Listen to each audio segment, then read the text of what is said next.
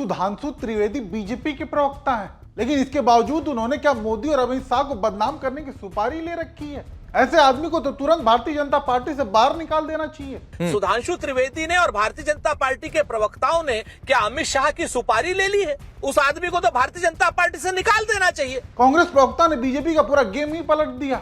चंदा चोरी की फजियत से बचने के लिए बीजेपी जो पैतरा आजमा रही थी, उस पर अब पूरी तरह फंस चुकी है। जवाब देते नहीं बन रहा है। बीजेपी ने किया क्या कि जब इनके राज में मंदिर से इतनी बड़ी चोरी हो गई और उससे इनकी पार्टी को भारी नुकसान होने लगा, तो चंदा चोरी से लोगों का ध्यान भटकाने के लिए एक बार फिर से भाई घटिया पैतरा आजमाने लगे। राहुल गांधी के विदेशी दौरे को लेकर माहौल बनाना, उसको लेकर भद्दे भद्दे एआई जनरेटेड वीडियो बनवाना, उसका मजाक बनाना। नहीं, इतने के बाद भी इनके सारे पैतरों को विपक्षी प्रवक्ता ने 1 मिनट में धाराशाही कर दिया। मोदी जी जाते हैं वहां की सरकारों के इन्विटेशन पे, राहुल गांधी जी को कौन आओ पकाऊ खाऊ कौन बुला रहा है? ये तो बताइए। कि स्वप्न देखा था कभी वो आज हर धड़कन में है, एक नया भारत बनाने का इरादा मन में है और बढ़ रहे हैं हम प्रगति की ओर जिस रफ्तार से, कर रहा है विश्व भी हमको नमन उस पार से। आसमान की बुलंदियों से थोड़ा नीचे आओ मित्र, मुझे जमीन के मसाइल पे बात करनी है। भाजपाई प्रवक्ता का मुंह देखने लायक था, क्योंकि वो भी समझ गए थे कि तगड़ा जवाब मिला है। हालांकि ये तो शुरुआत भर थी, क्योंकि विपक्षी प्रवक्ताओं ने बीजेपी की सारी प्रोपेगेंडा को धाराशाही करते हुए मोदी शाह किसी को नहीं छोड़ा। इनका पूरा दाव ही पलट दिया। सेशेल्स और ऑस्ट्रेलिया और जर्मनी और फ्रांस और इंडोनेशिया सब जगह हम घूम आए, लेकिन ये दिल्ली में हमारे पड़ोस में एक वृद्ध वैज्ञानिक 12 दिन से आमरण अनशन पे हैं और उनकी कोई बहुत बड़ी मांग नहीं है। वो कह रहे हैं शिक्षा नीति में सुधार होना चाहिए, नीट परीक्षा लीक के लिए जिम्मेदार धर्मेंद्र प्रधान का इस्तीफा होना चाहिए खाना खा रहे हैं बेचारे, और लद्दाख को नहीं, वो फर्जी, वो तो आरएसएस की महारत है। सुना आपने इतनी संवेदनहीनता और बेशर्मी कि सोनम वांगचुक 18 दिनों से आमरण अनशन पर हैं, केवल पानी के सहारे जी रहे हैं, लेकिन उसमें भी बीजेपी अपना प्रोपेगेंडा घुसाने से बाज नहीं आई। मानो उनकी संवेदना बिल्कुल ही खत्म हो चुकी हो। पहले तो उस व्यक्ति से एक बार मिलने तक नहीं गए, सरकार में है, और अब उनके खिलाफ प्रोपेगेंडा और नुक्स निकालना है। इतने घटियापन पर उतारू हो चुके हैं ये लोग। खैर आगे सुनिए। चलो दिल्ली से थोड़ा आगे चलते हैं। मेरठ में एक दलित छात्रा की हत्या हुई है, पुलिस ने कार्रवाई नहीं की। दलित समाज के लोग प्रदर्शन कर रहे थे, एसएसपी उन पर चांटे बजा रहा है, गाली दे रहा है और पुलिस की वैन में घुस के पीट रहा है प्रदर्शनकारियों को। ऐसे शासन की कल्पना तो हमने नहीं की थी। थोड़े से और आगे निकल लेते हैं, ज्यादा दूर नहीं है, अयोध्या चले जाओ। जो उसके इंतजाम में लगे हुए थे लोग, अब वो नृपेंद्र मिश्रा कह रहे हैं चोरी नहीं डकैती हुई है, कई हजार करोड़ की डकैती में पड़ गई। और देश के उत्तर प्रदेश के मुख्यमंत्री क्या कर रहे हैं, उसे विपक्ष के ऊपर डाल रहे हैं, कह रहे हैं ये टिन्नू यादव के संबंध तो अखिलेश यादव से हैं। इतने घोर जातिवादी हैं कि अगर उसके टाइटल नाम में यादव टाइटल लगा हुआ है तो उसे यादवों से जोड़ दें। वाकई ये सच्चाई है और यही बीजेपी ने किया। पहले झूठे आरोप लगाए और अब माफी मांगते फिर रहे हैं। बाकी बात रही इनके राहुल गांधी के विदेशी एजेंडे की, तो उसको लेकर तो कांग्रेस के प्रवक्ता ने अमित शाह से ही इस्तीफा मांग लिया। ये भारतीय जनता पार्टी के लोग इतना परेशान क्यों हैं? इन्हें तो अमित शाह जी से इस्तीफा मांगना चाहिए। अमित शाह जी और गृह मंत्रालय को अगर नहीं पता है लीडर ऑफ अपोजिशन कहाँ गए हैं, तो इतना कमजोर गृह मंत्रालय, इतनी कमजोर सरकार, इतनी नाकारा सरकार, इतनी निकम्मी सरकार, ऐसी निकम्मी सरकार को तो अपने पद पर रहने का एक भी क्षण वो नहीं है। मोदी जी भी इस्तीफा दे दें और अमित शाह जी भी इस्तीफा दे दें।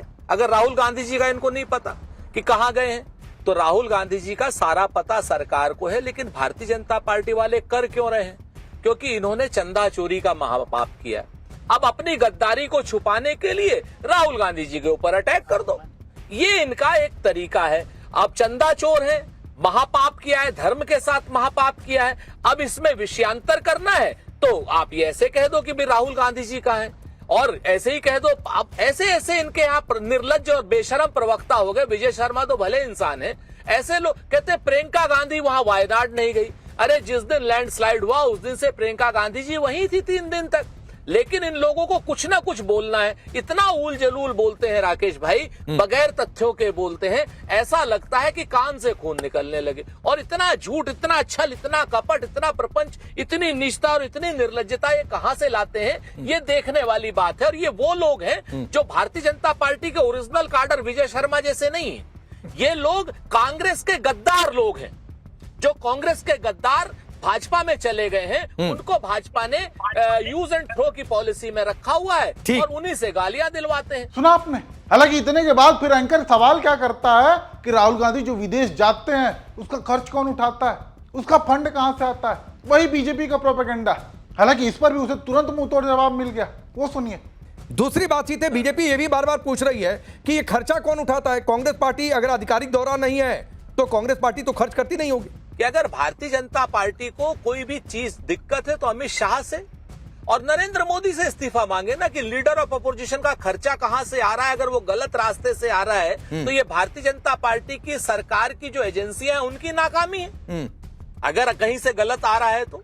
और अगर वो कहीं ऐसी जगह जा रहे हैं जो भारतीय जनता पार्टी की सरकार को नहीं पता, तो गृह मंत्रालय की और प्रधानमंत्री के कार्यालय की कमी है।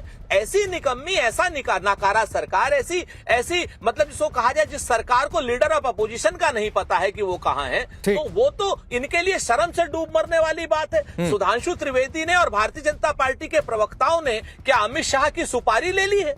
क्या नरेंद्र मोदी की सुपारी ले ली है? नरेंद्र मोदी ने अमित शाह की सरकार को बदनाम करने की। सुधांशु त्रिवेदी ने तो इसका मतलब अमित शाह को बदनाम करने के लिए सुपारी ले ली है। उस आदमी को तो भारतीय जनता पार्टी से निकाल देना चाहिए। कांग्रेस प्रवक्ता ने बीजेपी का पूरा खेल ही पलट दिया। बीजेपी जो दाव राहुल गांधी के खिलाफ चलने की कोशिश कर रही थी वो अब उसी पर हावी पड़ रहा है, क्योंकि राहुल गांधी एलओपी हैं। ऐसे में वो कहीं भी जाते हैं, जो खर्च आता है उसका सारा लेखा जोखा सरकार के पास है या फिर वो इकट्ठा कर सकती है। ऐसे में अगर इतने के बाद भी बीजेपी के प्रवक्ता कहें कि जानकारी नहीं है, तो सबसे बड़ा सवाल तो सरकार पर ही उठता है कि कैसी सरकार है जिसे कोई जानकारी ही नहीं है। जबकि सच्चाई ये है कि जानकारी होती है, लेकिन बस समय समय पर जब बीजेपी को कुछ मामलों से ज्यादा नुकसान पहुंचने लगता है तो हमेशा यही पैंतरा अपनाया जाता है। खैर, इस पर आप दर्शकों का क्या मानना है, आप भी अपनी राय जरूर बताइएगा।